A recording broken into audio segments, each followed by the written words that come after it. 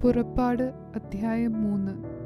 മോശെ മിദ്യാനിലെ പുരോഹിതനും തൻ്റെ അമ്മായപ്പനുമായ യിത്രോവിൻ്റെ ആടുകളെ മേയിച്ചുകൊണ്ടിരുന്നു.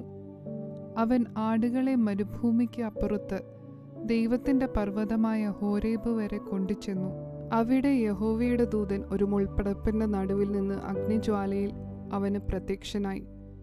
അവൻ നോക്കിയാറെ മുൾപ്പടർപ്പ് തീ പിടിച്ച് കത്തുന്നതും മുൾപ്പടർപ്പ് വെന്തുപോകാതിരിക്കുന്നതും കണ്ടു. മുൾപ്പടർപ്പ് വെന്തുപോകാതിരിക്കുന്ന ഈ വലിയ കാഴ്ച എന്തെന്ന് ഞാൻ ചെന്ന് നോക്കട്ടെ എന്ന് മോശെ പറഞ്ഞു. നോക്കേണ്ടതിന് അവൻ വരുന്നത് യഹോവ കണ്ടപ്പോൾ ദൈവം മുൾപ്പടർപ്പിൻ്റെ നടുവിൽ നിന്നും അവനെ മോശെ മോശെ എന്ന് വിളിച്ചു. അതിന് അവൻ ഇതാ ഞാൻ എന്ന് പറഞ്ഞു. അപ്പോൾ അവൻ ഇങ്ങോട്ട് അടുക്കരുത്, നീ നിൽക്കുന്ന സ്ഥലം വിശുദ്ധ ഭൂമിയാകയാൽ കാലിൽ നിന്നും ചെരുപ്പഴിച്ചു കളക എന്ന് കൽപ്പിച്ചു. ഞാൻ അബ്രഹാമിൻ്റെ ദൈവവും ഇസാക്കിൻ്റെ ദൈവവും യാക്കോബിൻ്റെ ദൈവവുമായി നിന്റെ പിതാവിൻ്റെ ദൈവമാകുന്നു എന്നും അവൻ അരുളി ചെയ്തു. മോശെ ദൈവത്തെ നോക്കുവാൻ ഭയപ്പെട്ടു മുഖം മൂടി. യഹോവ അരുളി ചെയ്തത്, മിസ്രയീമിലുള്ള എൻ്റെ ജനത്തിൻ്റെ കഷ്ടത ഞാൻ കണ്ടു. ഊഴിയ വിചാരകന്മാർ നിമിത്തമുള്ള അവരുടെ നിലവിളിയും കേട്ടു. ഞാൻ അവരുടെ സങ്കടങ്ങൾ അറിയുന്നു.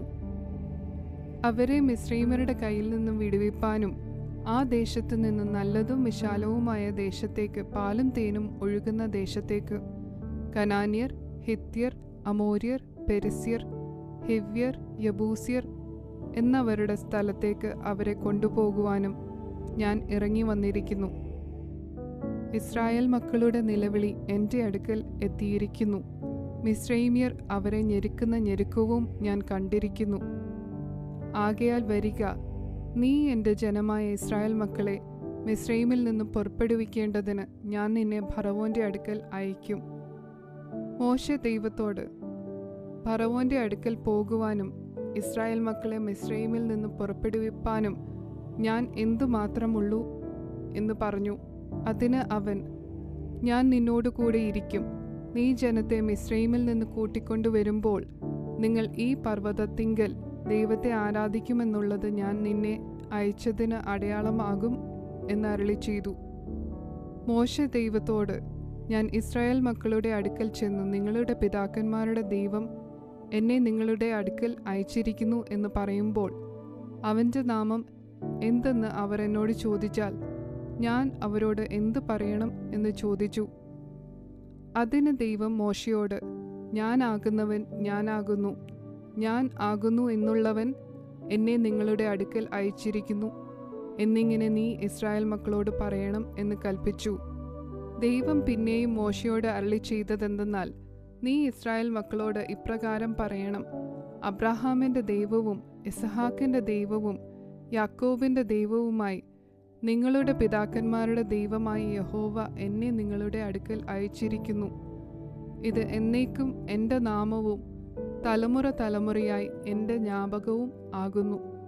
നീ ചെന്ന് ഇസ്രായേൽ മൂപ്പന്മാരെ കൂട്ടി അവരോട്, അബ്രഹാമിൻ്റെയും ഇസഹാക്കിൻ്റെയും യാക്കോബിൻ്റെയും ദൈവമായി നിങ്ങളുടെ പിതാക്കന്മാരുടെ ദൈവമായ യഹോവ എനിക്ക് പ്രത്യക്ഷനായി കൽപ്പിച്ചത്, ഞാൻ നിങ്ങളെയും മിസ്രയീമിൽ അവർ നിങ്ങളോട് ചെയ്യുന്നതിനെയും സന്ദർശിക്കുന്നു. മിസ്രയീമിലെ കഷ്ടതയിൽ നിന്നും കനാന്യർ, ഹിത്യർ, അമോര്യർ, പെരിസ്യർ, ഹിവ്യർ, യബൂസ്യർ എന്നിവരുടെ ദേശത്തേക്ക്, പാലും തേനും ഒഴുകുന്ന ദേശത്തേക്ക് നിങ്ങളെ കൊണ്ടുപോകുവാൻ ഞാൻ നിശ്ചയിച്ചിരിക്കുന്നു എന്ന് പറക. എന്നാൽ അവർ നിന്റെ വാക്ക് കേൾക്കും.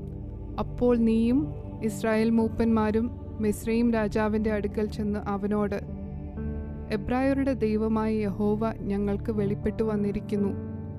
ആകയാൽ ഞങ്ങൾ 3 ദിവസത്തെ വഴി മരുഭൂമിയിൽ ചെന്ന് ഞങ്ങളുടെ ദൈവമായ യഹോവയ്ക്ക് യാഗം കഴിക്കട്ടെ എന്ന് പറവീൻ. എന്നാൽ മിസ്രയീം രാജാവ് ഭുജബലം കൊണ്ടല്ലാതെ നിങ്ങളെ പോകുവാൻ സമ്മതിക്കുകയില്ല എന്ന് ഞാൻ അറിയുന്നു.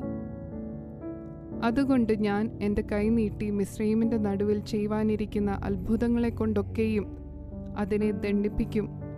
അതിൻ്റെ ശേഷം അവൻ നിങ്ങളെ വിട്ടയക്കും. ഞാൻ മിസ്രയീമ്യർക്ക് ഈ ജനത്തോട് കൃപ തോന്നുമാറാക്കും. നിങ്ങൾ പോരുമ്പോൾ വെറും കൈയായി പോരേണ്ടി വരികയില്ല. ഓരോ സ്ത്രീ താന്താൻ്റെ അയൽക്കാരത്തിയോടും വീട്ടിൽ അതിഥിയായി പാർക്കുന്നവളോടും വെള്ളിയാഭരണങ്ങളും പൊന്നാഭരണങ്ങളും വസ്ത്രങ്ങളും ചോദിച്ചു വാങ്ങി നിങ്ങളുടെ പുത്രന്മാരെയും പുത്രിമാരെയും ധരിപ്പിക്കുകയും മിസ്രൈമ്യരെ കൊള്ളയിടുകയും വേണം.